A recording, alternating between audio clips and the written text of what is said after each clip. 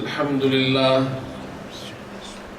نحمده ونستعينه ونستغفره ونؤمن به ونتوكل عليه ونعوذ بالله من شرور أنفسنا ومن سيئات أعمالنا من يهده الله فلا مضل له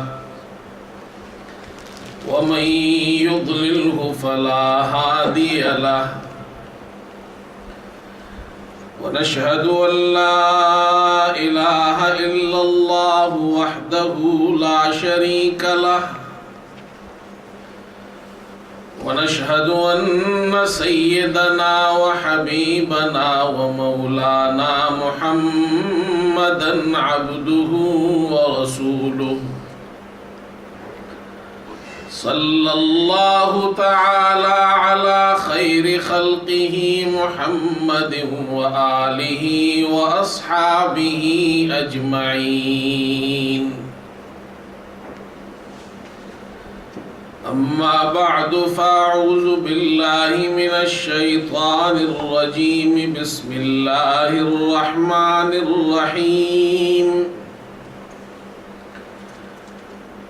ولكل أمة جعلنا منسكا ليذكروا اسم الله على ما رزقهم من بهيمة الأنعام فإلهكم إله واحد فله أسلموا وبشر المخبتين صدق الله مولانا العظیم۔ بزرگان محترم اور برادران عزیز، ذوالحجہ کا مہینہ شروع ہو گیا ہے اور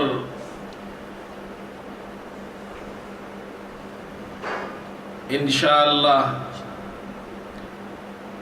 اگلے جمعے کو عید الاضحیٰ کا دن ہوگا، اور عید الاضحیٰ کے دن دنیا بھر کے مسلمان قربانی کا فریضہ سر انجام دیتے ہیں،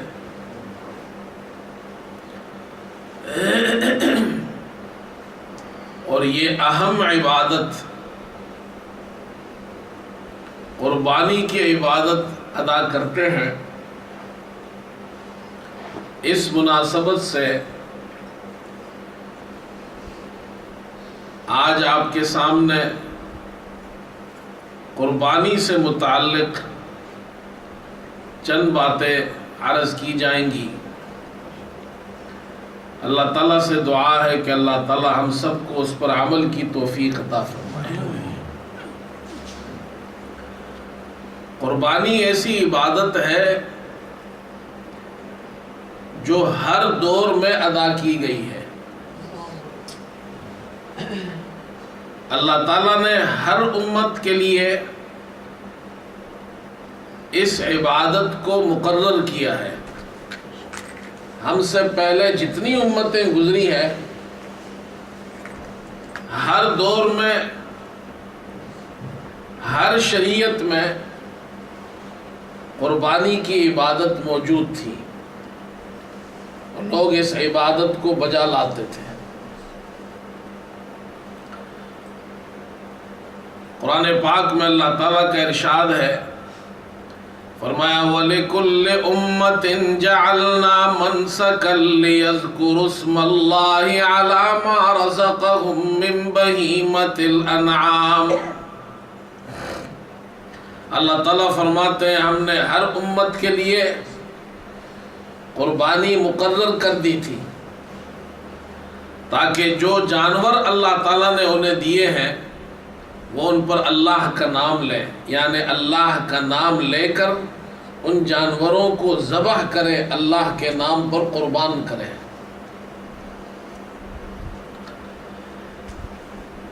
سب سے قدیم قربانی جس کا ذکر قرآن پاک میں موجود ہے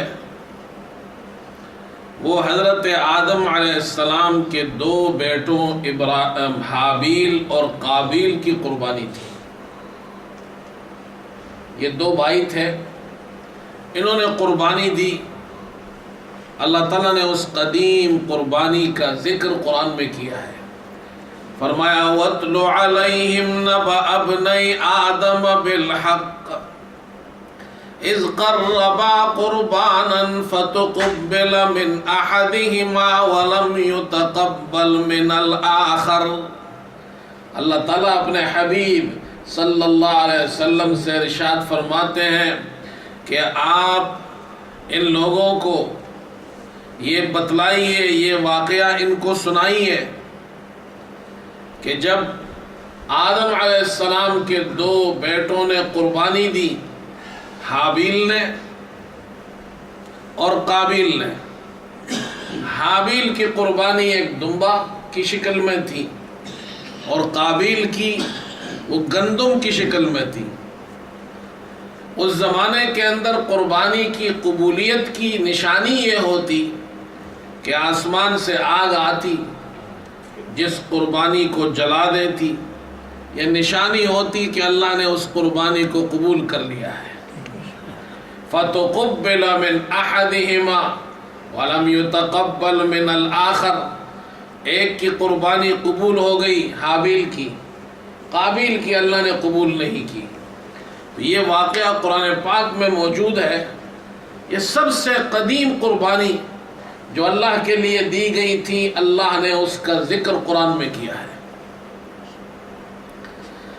پھر اللہ تعالیٰ نے حضرت ابراہیم علیہ السلام کی قربانی کا ذکر کیا ہے، وہ بھی قرآن پاک میں موجود ہے۔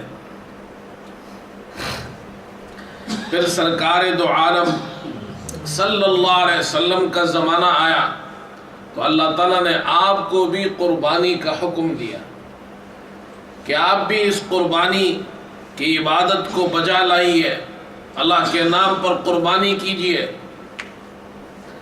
فرمایا اِنَّا أَعْطَيْنَاكَ الْكَوْثَرَ فَصَلِّ لِرَبِّكَ وَانْحَرْ إِنَّ شَانِئَكَ هُوَ الْأَبْتَرُ۔ اللہ فرماتے ہیں ہم نے آپ کو خیر کثیر عطا کیا ہے، اپنے رب کے لیے نماز پڑھیے، وانحر، نحر کیجیے۔ نحر اونٹ کی قربانی کو کہتے ہیں۔ سرکار دو عالم صلی اللہ علیہ وسلم جب مکہ سے آپ نے مدینہ ہجرت فرمائی، مدینے میں آپ 10 سال رہے۔ عبداللہ ابن عمر رضی اللہ عنہما فرماتے ہیں اقام رسول اللہ صلی اللہ علیہ وسلم بالمدینہ 10 سنین یضحی، آپ مکے میں 10 سال رہے اور ان 10 سالوں میں ہر سال آپ نے قربانی کی ہے۔ اسی لیے علماء فرماتے ہیں آپ صلی اللہ علیہ وسلم کی مواظبت، آپ کی پابندی کہ آپ نے ہر سال قربانی کی ہے، اس سے معلوم ہوتا ہے قربانی واجب ہے۔ جو شخص قربانی کی استطاعت رکھتا ہے اس پر قربانی واجب ہے۔ آپ صلی اللہ علیہ وسلم نے ارشاد فرمایا من کان لہ سعۃ ولم یضحی فلا یقربن مصلانا، جو آدمی گنجائش رکھتا ہے پھر بھی قربانی نہیں کرتا وہ ہماری عیدگاہ کے قریب نہ آئے، وہ عید کی نماز میں ہمارے ساتھ شامل نہ ہو۔ اللہ نے آپ کو گنجائش دی ہے، آپ قربانی کیجئے۔ اور وعید اس کام پر ہوتی ہے، اور اللہ کے رسول صلی اللہ علیہ وسلم جب ڈانٹتے ہیں، وعید سناتے ہیں، تو اس کا مطلب یہ ہے کہ وہ کام کرنا ضروری ہے، کام کرنا واجب ہے۔ اللہ نے آپ کو مال دولت دی ہے، آپ قربانی کیجئے۔ آپ صلی اللہ علیہ وسلم خود بھی قربانی فرماتے اور صحابہ اکرام بھی قربانی کرتے تھے۔ پھر آپ نے قربانی کی فضیلتیں سنائی ہیں۔ آپ صلی اللہ علیہ وسلم ارشاد فرماتے ہیں فرمایا ما عمل ابن آدم من عمل یوم النحر احب الی اللہ من احراق الدم. فرماتے اللہ کے یہاں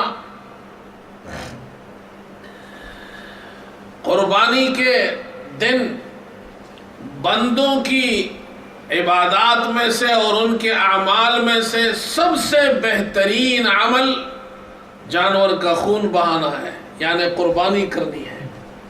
قیامت کے دن اس جانور کو آپ صلی اللہ علیہ وسلم نے فرمایا اس جانور کو لایا جائے گا اور یہ آئے گا اپنے سینگوں کے ساتھ، اپنے کھر کے ساتھ، اپنے بالوں کے ساتھ. وَإِنَّ الدَّمَ لَيَقَعَ مِنَ اللَّهِ بِمَكَانٍ قَبْلَ أَن يَقَعَ عَلَى الْأَرْضِ. اور یہ جو تم قربانی کرتے ہو اس کا خون زمین پر گرنے سے پہلے اللہ کے یہاں شرف قبولیت حاصل کر لیتا ہے. فَطِيبُوا بِهَا نَفْسًا، آپ نے فرمایا تم خوش دلی کے ساتھ قربانی کرو، خوشی خوشی قربانی کرو. صحابہ اکرام نے آپ صلی اللہ علیہ وسلم سے پوچھا اے اللہ کے رسول ما هذه الاضاحی، اس قربانی کی کیا حقیقت ہے، یہ قربانیاں کیا ہیں؟ آپ نے فرمایا سنت ابیکم ابراہیم علیہ السلام، تمہارے ابا جان حضرت ابراہیم کی سنت ہے. پھر انہوں نے پوچھا اے اللہ کے رسول فما لنا فیہا یا رسول اللہ، ہمیں کیا اجر ملتا ہے؟ آپ نے فرمایا بکل شعرۃ حسنہ، جانور کے ہر بال کے عوض تمہیں ایک نیکی ملتی ہے. صحابہ نے پوچھا فالصوف یا رسول اللہ، جو اون ہے اس کے بال بہت چھوٹے ہوتے ہیں، فرمایا اس کے چھوٹے بالوں میں سے بھی ہر ایک بال کے بقدر تمہیں نیکی ملتی ہے، اللہ تمہیں اجر دیتا ہے. میرے دوستو قرآن شریف کی ان آیات کو دیکھیے جو آپ کے سامنے پڑھی گئی، ان احادیث کو دیکھیے، ان سے معلوم ہوتا ہے قربانی بہت بڑی عبادت ہے. اللہ تعالیٰ کے یہاں عید الاضحیٰ کے دن قربانی سے بڑا کوئی عمل نہیں ہے، قربانی سے بڑی کوئی عبادت نہیں.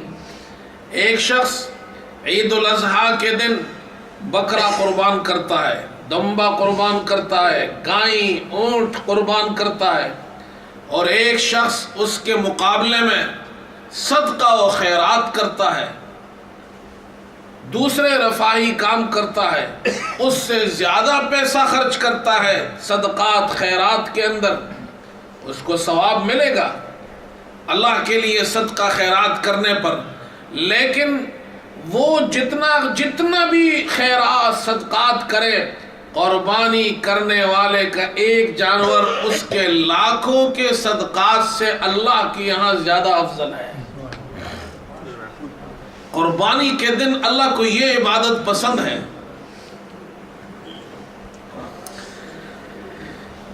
کچھ لوگ یہ سمجھتے ہیں کہ قربانی صرف اس لیے کی جاتی ہے کہ اس میں غریبوں کی مدد ہو. یہ کانسیپٹ ہمیں ٹھیک کرنا چاہیے.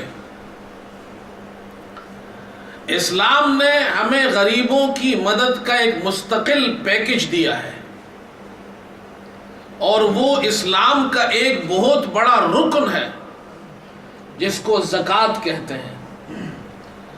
اور یہ مالداروں پر اللہ نے فرض کی ہے کہ ہر سال مالداروں پر 2.5% ان کے مال میں زکوٰۃ فرض ہے. یہ غریبوں کی مدد کا ایک پیکج ہے، یہ اسلام کا ایک رکن ہے. پھر اس کے ساتھ صدقات اور خیرات کی ترغیب دی گئی ہے کہ سال بھر تم غریبوں کے ساتھ مدد کرو، صدقات خیرات دیا کرو. یہ ایک مستقل اللہ تعالیٰ کا حکم ہے مالداروں کو کہ وہ غریبوں کا خیال رکھے. قربانی ایک عبادت ہے، ایک فریضہ ہے. یہ جو ہمارا کانسیپٹ بنا ہوا ہے کہ قربانی اس لیے کی جاتی ہے کہ غریبوں کی مدد ہو، اسے ذرا سمجھنا چاہیے ہمیں کہ قربانی کا کانسیپٹ کیا ہے. اسی لیے مجھے ایک صاحب نے کہا کہ جی ہم یہاں قربانی اس ملک میں برطانیہ میں اس لیے نہیں کرتے کہ یہاں غریب نہیں ہے۔ اب اس کا مطلب یہ ہے کہ ان کی معلومات ٹھیک نہیں، ان کو قربانی کے بارے میں معلومات نہیں ہے، علم نہیں ہے کہ قربانی ہم کیوں کرتے ہیں۔ قربانی اللہ کے نام پر جانور کا خون بہانا ہے، اللہ کے نام پر جانور قربان کرنا ہے۔ اور یہ صرف یہ کانسیپٹ نہیں کہ جی ہم غریبوں کی مدد کر رہے ہیں، نہیں، غریبوں کی مدد ہے اپنی جگہ، یہ ہم اللہ کے نام پر اپنی قیمتی شے مال قربان کر رہے ہیں، جانور قربان کر رہے ہیں۔ یہ اپنے عشق و محبت کا بندہ اظہار کرتا ہے کہ وہ اللہ سے کتنا تعلق رکھتا ہے۔ قرآن پاک میں آپ دیکھیے اللہ تعالیٰ نے قربانی کا حکم دیا اور پھر ارشاد فرمایا وَالْبُدْنَ جَعَلْنَاهَا لَكُم مِّن شَعَائِرِ اللَّهِ لَكُمْ فِيهَا خَيْرٌ فَاذْكُرُوا اسْمَ اللَّهِ عَلَيْهَا صَوَافَ۔ اللہ تعالیٰ فرماتے ہیں ہم نے تمہارے لیے قربانی کے اونٹ، ہم نے تمہارے لیے اللہ کی نشانیاں بنا دی ہیں۔ فَاذْكُرُوا اسْمَ اللَّهِ عَلَيْهَا صَوَافَ، اور انہیں کھڑا کر کے ان پر اللہ کا نام لو، اس لیے کہ اونٹ کی قربانی کی جاتی ہے جب اونٹ کھڑا ہوتا ہے، اس کا بایاں پاؤں یہ باندھ دیا جاتا ہے، 3 پاؤں پہ کھڑا ہوتا ہے، پھر اس کا نحر کیا جاتا ہے۔ فَاذْكُرُوا اسْمَ اللَّهِ عَلَيْهَا صَوَافَ فَإِذَا وَجَبَتْ جُنُوبُهَا، جب وہ کسی ایک پہلو پہ گر جائے یعنی زمین پر گر جائے، قربانی ہو گئی، جانور گر گیا، اب اس کے گوشت کے ٹکڑے بنائے جائیں گے، کھال نکالی جائے گی، گوشت بھی تیار ہو گیا۔ اب کیا کرنا ہے؟ سب سے پہلی بات قرآن کیا کہتا ہے؟ فرمایا فَإِذَا وَجَبَتْ جُنُوبُهَا فَكُلُوا مِنْهَا، جب جانور گر گیا نیچے، قربانی ہو گئی، گوشت تیار ہو گیا، فَكُلُوا مِنْهَا، اللہ فرماتے تم اس کا گوشت کھاؤ۔ قربانی یہ بابرکت گوشت ہے، اب اس کا گوشت تم کھاؤ۔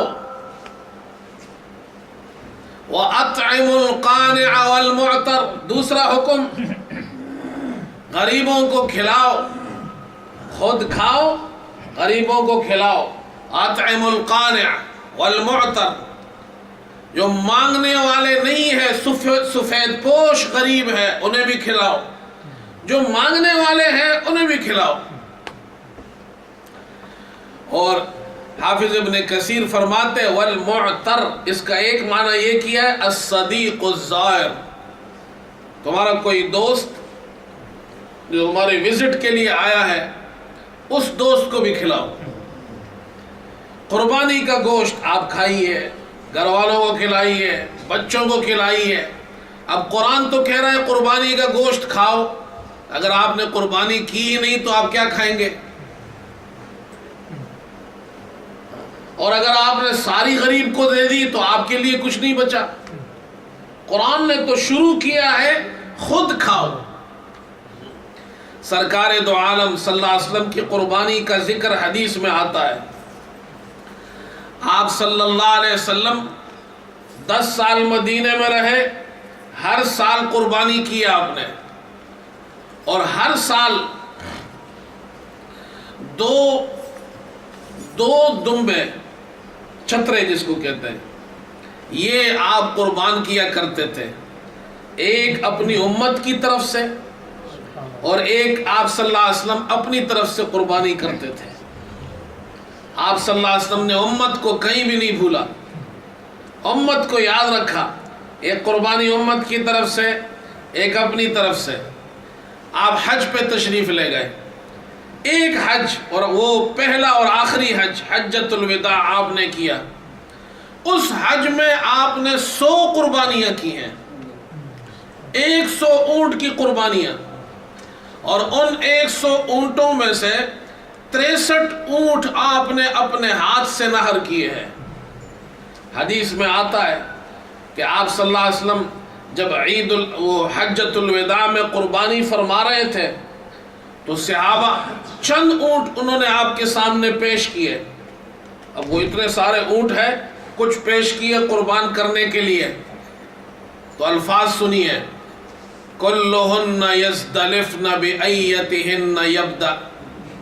اللہ اکبر۔ وہ جو اونٹ تھے جو آپ کے سامنے قربانی کے لیے پیش کیے، کہتے ہیں وہ اونٹ سب کے سب خود قربان ہونے کے لیے حضور کے قریب ہونے لگے۔ اللہ اکبر۔ ہر اونٹ یہ کہہ رہا تھا کہ آپ مجھے قربان کیجئے۔ علماء نے لکھا یہ آپ صلی اللہ علیہ وسلم کا معجزہ تھا۔ اونٹ آگے آ رہے اور آپ ان کو نحر کر رہے۔ اچھا 63 اونٹ آپ نے قربان کیے، نحر کیے۔ جو 100 میں سے باقی رہ گئے 37، وہ 37 حضرت علی رضی اللہ عنہ نے نحر کیے، ٹوٹل 100 ہو گئے۔ جب 100 اونٹ قربان ہو گئے، اب دیکھیے آپ صلی اللہ علیہ وسلم کی یہ سنت مبارکہ، حضرت علی رضی اللہ عنہ نے 100 اونٹوں میں سے ہر اونٹ سے کچھ کچھ گوشت لیا، ایک بوٹی ہر اونٹ میں سے لی، 100 اونٹوں میں سے بوٹیاں جمع کی اور اسے ایک دیگ میں ڈالا، پھر اسے سالن بنایا، اس کا شوربہ بنایا۔ جب وہ بن گیا تو وہ سالن آپ صلی اللہ علیہ وسلم کی خدمت میں پیش کیا۔ آپ نے وہ سالن کا شوربہ پیا جس میں 100 اونٹوں کے گوشت شامل تھے، تاکہ سب کی برکت حاصل ہو۔ اب اندازہ لگائیے، یہ جو ہمارا کانسیپٹ ہے کہ جی قربانی تو اس لیے کی جاتی ہے غریب کو دینا ہے، یہاں غریب ہے نہیں تو ہم کیوں کریں، یہ غلط ہے کانسیپٹ۔ قربانی خود کھانے کی چیز ہے، غریب کو بھی دینا ہے، لیکن قرآن نے پہلا سٹارٹ کیا ہے فَكُلُوا مِنْهَا، تم کھاؤ، اپنے بچوں کو کھلاؤ، یہ بابرکت گوشت ہے۔ آپ قربانی کا گوشت، اس کا ٹیسٹ اور عام جانور کا ٹیسٹ زمین آسمان کا فرق ہوتا ہے۔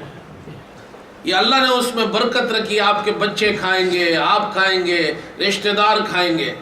پھر یہ جو گوشت ہے یہاں بھی بہت سے غریب ہے، برطانیہ میں بھی ہے، یہ نہیں کہ یہاں غریب نہیں ہوتے، یہاں غریبوں کو کھلائیے۔ اور ضروری نہیں کہ مسلمان ہو، غیر مسلم کو بھی آپ کھلائیں، آپ کے جو پڑوسی ہیں ان کو کھلائیے، آپ کے ساتھ کام کرنے والے غیر مسلم ہیں ان کو کھلائیے، جو اسٹوڈنٹس ہیں یہاں پر ان کے، وہ تو بیچارے ان کے تو گھر بھی نہیں ہوتے، گھروں سے دور ہوتے ہیں، ان کو کھلائیے۔ تو قربانی کا گوشت خود بھی کھاؤ، دوسروں کو بھی کھلاؤ۔ یہ کانسیپٹس اس کو ختم کرنا چاہیے کہ قربانی صرف غریبوں کو کھلانے کی چیز ہے تو ہم یہاں کیوں کریں۔ پھر یہاں کرنے میں ایک فائدہ یہ ہے کہ قربانی کی یہ سنت، جب یہ گوشت ہمارے گھروں میں آئے گا، ہمارے جو بچے ہیں، جو بچیاں ہیں گھروں میں، وہ جب اس کو دیکھیں گے کہ یہ گھر میں گوشت آ رہا ہے، خاص انتظام ہو رہا ہے، تو پوچھیں گے آپ سے وہ بچے کہ یہ کیا ہے، تو آپ انہیں قربانی کے بارے میں بتائیں گے، انہیں تعلیم حاصل ہوگی، بچوں کو بھی پتہ ہوگا قربانی کیوں کی جاتی ہے۔ ورنہ ایسا نہ ہو کہ ہم چلے جائیں پیچھے، ہمارے بچوں کو خبر ہی نہ ہو کہ عید الاضحیٰ میں قربانی بھی کی جاتی ہے۔ اس لیے ہم ہر سال یہ مشورہ دیتے ہیں کہ اگر آپ اپنی قربانیاں اپنے ملکوں میں کرتے ہیں، ہم سب کرتے ہیں، لیکن کم از کم ایک قربانی یہاں ہونی چاہیے تاکہ وہ برکت ہمیں بھی حاصل ہو، وہ مبارک گوشت ہم بھی کھائیں، ہمارے بچے بھی کھائیں، اور دوست احباب کو بھی ہم کھلائیں، بچوں کو تعلیم بھی حاصل ہو، ہمارے گھروں کے اندر یہ سنت یہاں بھی زندہ ہو۔ تو اس لیے کم از کم ایک قربانی ہمیں یہاں کرنی چاہیے، یہ سنت ہے۔ رسول کریم صلی اللہ علیہ وسلم نے شوق سے قربانی کا گوشت کھایا، اور پھر آپ کا اہتمام دیکھیے، حدیث میں آتا ہے سرکار دو عالم صلی اللہ علیہ وسلم عید الفطر میں جب عید کی نماز پڑھانے جاتے تو گھر سے کھا کر جاتے تھے. عید الفطر میں سنت ہے گھر سے کھا کر جانا، کوئی میٹھی چیز کھا لی، یہ سنت ہے. اور عید الاضحیٰ میں سرکار دو عالم صلی اللہ علیہ وسلم جب عید الاضحیٰ کی نماز پڑھانے جاتے تو کوئی چیز نہیں کھاتے. جب عید کی نماز پڑھا کر گھر آتے تو ناشتہ آپ قربانی کے جانور کے گوشت سے فرماتے تھے. یہ اہتمام تھا. یہ باتیں ہمارے ذہن میں ہونی چاہیے. اسی طرح میرے دوستو، جو لوگ قربانی کی جانور قربان کرتے ہیں، اللہ نے آپ کو توفیق دی ہے ایک کرے، ایک سے زیادہ کرے. اللہ نے توفیق دی ہے اپنے مرحومین کے لیے کرے. سرکار دو عالم صلی اللہ علیہ وسلم کے نام، ان کے نام پر ایک قربانی کرے. جب وہ ہر سال ہمارے لیے کرتے تھے تو ہم بھی ایک ان کے لیے کریں. حضرت علی رضی اللہ تعالی عنہ فرماتے ہیں وہ 2 قربانیاں کرتے تھے ہر سال. ایک صحابی نے ان سے پوچھا کہ آپ 2 قربانیاں کیوں کرتے ہیں؟ اللہ اکبر. حضرت علی فرماتے ہیں میرے خلیل محمد صلی اللہ علیہ وسلم نے مجھے وصیت فرمائی تھی، علی میرے جانے کے بعد میری طرف سے قربانی کیا کرنا. اس لیے ایک قربانی میں اپنی طرف سے کرتا ہوں، ایک اللہ کے رسول کی طرف سے کرتا ہوں. اللہ نے آپ کو طاقت دی ہے، خوب اچھی قربانی کرے. اب کچھ لوگ ہیں ہمارے یہاں افراط تفریط ہے، کچھ لوگ کرتے نہیں ہیں اور کچھ کرتے ہیں. پاکستان کے اندر ایک عجیب فیشن بنا ہوا ہے، 50 لاکھ کا جانور، ایک بیل ہے لاکھوں میں وہ خرید رہے ہیں. ایک بکرا ہے، اب اس دن وہ خبر آئی جی 5 لاکھ کا ایک بکرا. تو یہ فیشن ہے، شوشا ہے، اس کو چھوڑ دینا چاہیے. 50 لاکھ کا ایک بیل خریدنے کے بجائے آپ 100 اچھے بیل خرید سکتے ہیں. وہ 100 بیل خریدے، خود بھی کھائے، دوستوں کو بھی کھلائے، محلے میں بانٹے، غریبوں کو کھلائے. وہ تو پورا گاؤں کھا لے گا. گاؤں کیا کہ وہ تو کئی گاؤں کے لیے کافی ہے. تو وہی 50 لاکھ کے آپ 100 بیل خرید سکتے ہیں. 5 لاکھ کے آپ کو ایک بکرا خریدنا ہے، اس 5 لاکھ میں آپ 20 بکرے خرید سکتے ہیں.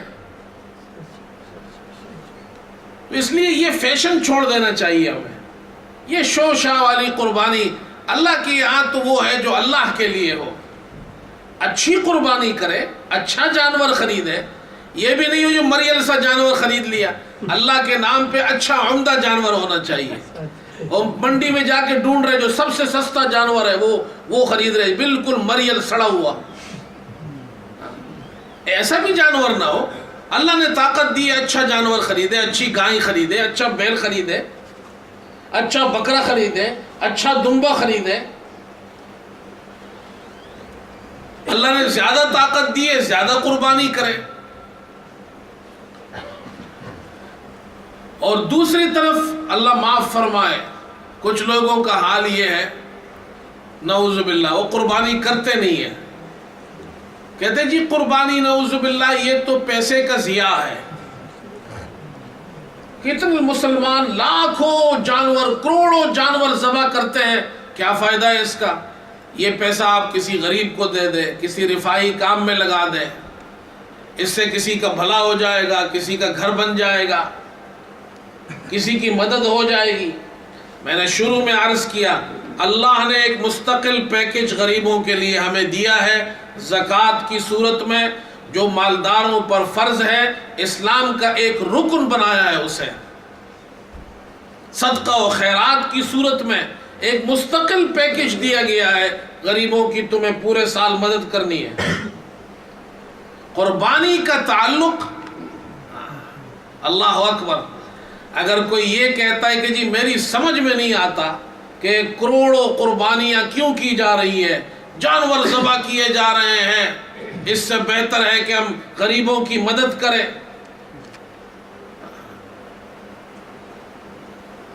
اس قسم کی سوچ رکھنے والے حضرت ابراہیم اور اسماعیل کے بارے میں کیا کہیں گے؟ آپ تو جانور ذبح کرنے کے لیے کہہ رہے ہیں جی ہماری سمجھ میں بات نہیں آ رہی، تو حضرت ابراہیم تو بیٹے کے گلے پہ چوری پہن رہے ہیں، وہ آپ کو سمجھ میں آتی ہے؟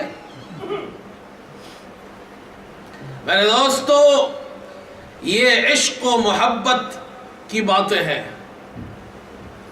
اللہ کا حکم آ گیا حضرت ابراہیم علیہ السلام کو، اور حکم بھی کیسے آیا؟ وحی کی صورت میں جبریل امین لے کر حکم نہیں آئے، بلکہ خواب دیکھا انہوں نے، 3 دن خواب دیکھا، پھر اپنے بیٹے سے کہا بیٹا میں نے خواب دیکھا ہے۔ اب وہ تو قرآن میں اللہ نے وہ قربانی ذکر کی ہے، حضرت ابراہیم علیہ السلام اور ان کے بیٹے اسماعیل علیہ السلام کی۔ اللہ اکبر، اسماعیل علیہ السلام بیٹا اللہ نے دیا، بڑی عمر میں بیٹا ملا، بیٹا ہو گیا تو کہا جاؤ ان کو بے آب و گیا وادی میں جو مکہ ہے وہاں انہیں چھوڑ آؤ، بیوی کو اور بیٹے کو چھوڑ آئے۔ جب بیٹا بڑا ہوا تو اب اللہ کا حکم آیا، اللہ اکبر، فَلَمَّا بَلَغَ مَعَهُ السَّعْيَ قَالَ يَا بُنَيَّ إِنِّي أَرَى فِي الْمَنَامِ أَنِّي أَذْبَحُكَ فَانظُرْ مَاذَا تَرَى۔ فرمایا کہ پدر بولا کہ بیٹا آج میں نے خواب دیکھا ہے، پدر بولا کہ بیٹا آج میں نے خواب دیکھا ہے، کتاب زندگی کا ایک نرالا باب دیکھا ہے، یہ دیکھا ہے کہ میں خود آپ تجھ کو ذبح کرتا ہوں، خدا کے حکم سے تیرے لہو میں ہاتھ بھرتا ہوں۔ حضرت اسماعیل بیٹے ہیں اور ابراہیم ان کے والد ہیں، میں نے خواب میں دیکھا ہے بیٹا میں تمہیں ذبح کر رہا ہوں۔ یا بنی انی ارا فی المنام انی اذبحک فانظر ماذا ترى قال یا ابت افعل ما تؤمر ستجدنی ان شاء اللہ من الصابرین۔ سعادت مند بیٹا جھک گیا فرمان باری پر، زمین و آسماں حیران تھے اس اطاعت گزاری پر۔ کہا فرزند اسماعیل نے، کہا اے باپ اسماعیل حاضر ہے، کہا اے باپ اسماعیل حاضر ہے، خدا کے حکم پر پیے تعمیل حاضر ہے۔ اے ابا جان، یا ابت افعل ما تؤمر ستجدنی انشاء اللہ من الصابرین۔ بچھاڑا اور گھٹنا سینہ معصوم پر رکھا، چری پتھر پہ رگڑی ہاتھ کو حلقوم پر رکھا۔ ابا جان اپنے بیٹے اسماعیل کو اپنے ہاتھوں سے ذبح کرنے کے لیے تیار ہو گئے۔ یہ تم کہتے ہو قربانی ہماری سمجھ میں نہیں آتی، ہماری عقل میں جو بات نہیں آتی ہم کیسے مانیں کہ اتنے لاکھوں جانور ذبح ہو رہے؟ ارے عقل کی چھوڑو، یہ عشق و محبت کی باتیں اس باپ سے پوچھو کہ اپنے بیٹے کو لٹا کر چری پتھر پہ رگڑ کر تیز کرتے ہیں۔ فَلَمَّا أَسْلَمَا وَتَلَّهُ لِلْجَبِينِ۔ اللہ اکبر، دونوں تیار ہو گئے، بچھاڑا اور گھٹنا سینہ معصوم پر رکھا، زمین پتھر پہ رگڑی ہاتھ کو حلقوم پر رکھا۔ اللہ اکبر، ہائے ہائے ہائے۔ فرمایا کہ زمین سہمی ہوئی تھی، آسماں ساکن تھا بیچارہ، نہ اس سے بیشتر دیکھا تھا یہ حیرت کا نظارہ. ہائے ہائے.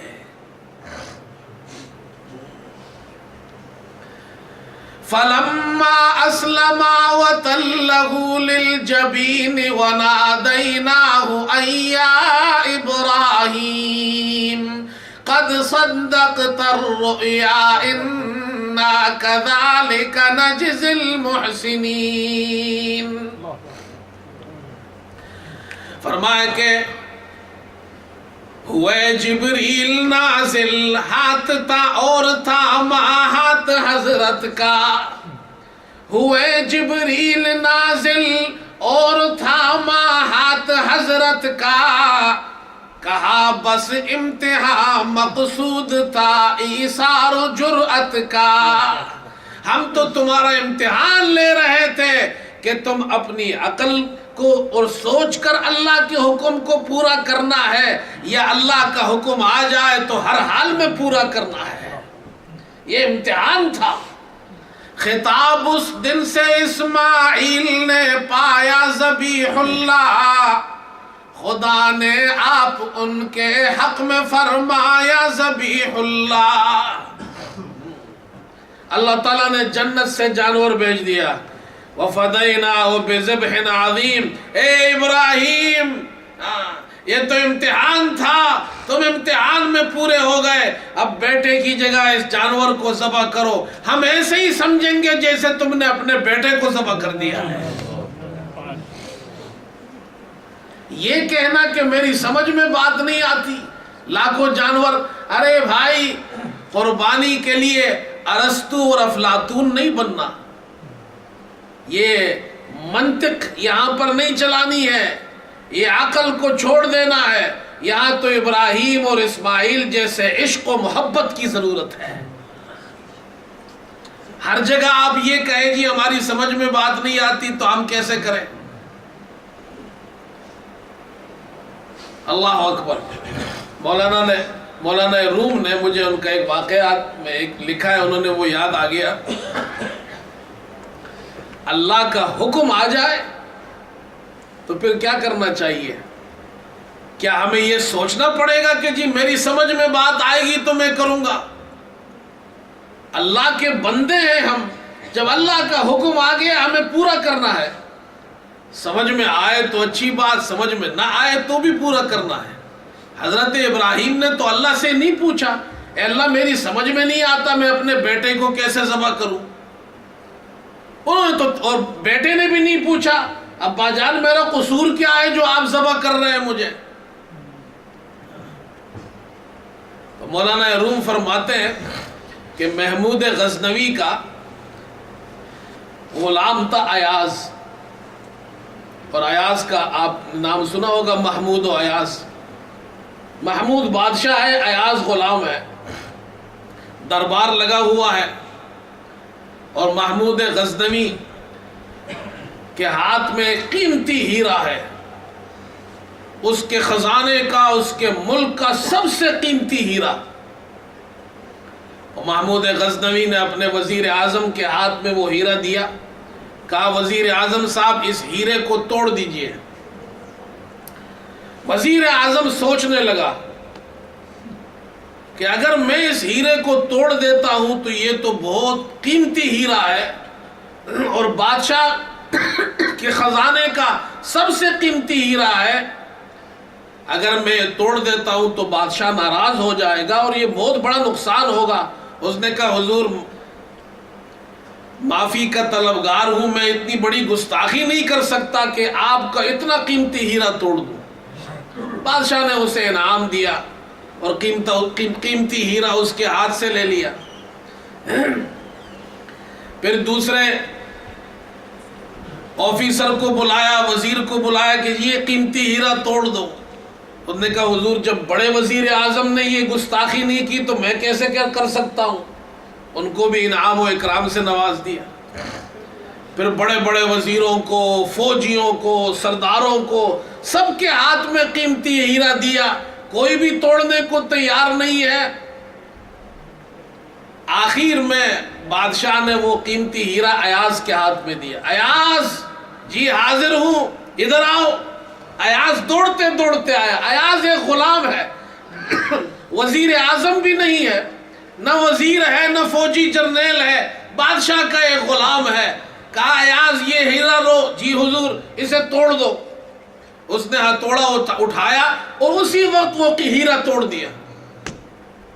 اب پورا دربار حیران ہے کہ یہ بڑا گستاخ ہے، وزیر اعظم بھی غصے میں ہے، وزیر بھی غصے میں ہے، جرنیل بھی غصے میں ہے، یہ کتنا بڑا بیوقوف انسان ہے، یہ عقل میں بات آتی ہے کہ اتنا بڑا قیمتی ہیرا تم نے توڑ دیا، ہمارے ملک کا سب سے قیمتی ہیرا۔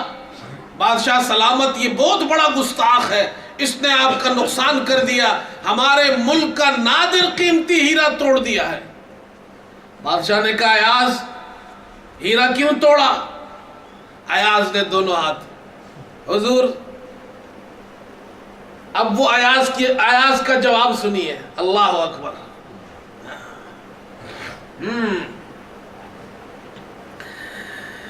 فرمایا کہ گفت ایاز مہتران نامور، اللہ اکبر۔ مولانا روم تو کمال کر دیتے ہیں، ایک شعر میں پوری تقریر سمجھا دیتے ہیں، ایک شعر میں 2 مصروں کے اندر۔ فرمایا کہ گفت ایاز مہتران نامور، ایاز نے جو ایک غلام تھا اس نے کہا کہ اے نامور وزیروں، گفت ایاز مہتران نامور، امر شہ بہتر بقیمت یا گوہر۔ وزیر اعظم صاحب، جرنیل صاحب، بڑے بڑے وزیروں، میں آپ سے یہ پوچھتا ہوں، بادشاہ کا حکم زیادہ قیمتی ہے یا یہ ہیرا زیادہ قیمتی ہے؟ بادشاہ کا حکم تھا کہ توڑ دو، بادشاہ کا حکم میرے لیے زیادہ قیمتی ہے، ایسے ساری دنیا ہیروں سے بن جائے، اگر میرا بادشاہ مجھے حکم دیتا ہے میں ہر ایک کو توڑنے کے لیے تیار ہوں۔ میرے دوستو، قربانی کے لیے ہمیں ایاز بننا پڑے گا، ہمیں وزیر اعظم والی سوچ نہیں ڈالنی ہے، ہمیں وزیروں اور افسروں والی سوچ نہیں، ہمیں ایاز والی سوچ پیدا ہو گئی، قربانی کرنا بڑا آسان ہوگا۔ اللہ تعالی ہم سب کو عمل کی توفیق عطا فرمائے۔ وآخر دعوانا الحمدللہ رب العالمین۔